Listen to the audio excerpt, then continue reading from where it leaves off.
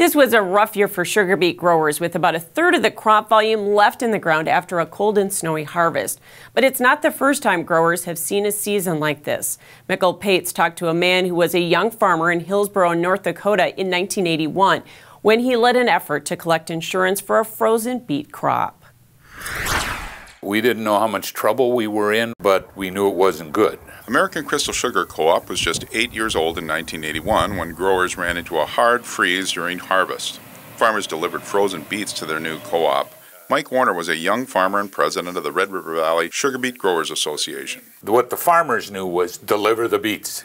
Now, I don't get paid if I don't deliver. But the beets didn't store well and couldn't be processed. Many growers had crop insurance but were denied payments when the beets deteriorated. Warner led a lawsuit on behalf of hundreds of growers to challenge the Federal Crop Insurance Corporation's denial of payments. In fact, we argued we mitigated the losses by at least trying to get the sugar out, receiving and trying to get the sugar out of those beets. We actually reduced the exposure to Federal Crop Insurance Corporation. They stood by the letter of the law, and we came to impasse. It took 5 years, but the growers won an appeal worth about $6 million.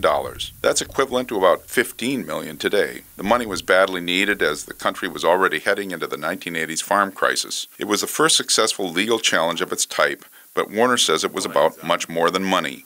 I genuinely took pride in the fact that the little guy won, and I was able to help do that. In fact, Warner is so proud of his efforts he still keeps a framed copy of the check on the wall of his office. In Fargo, this is Mikkel Pates for Ag Week.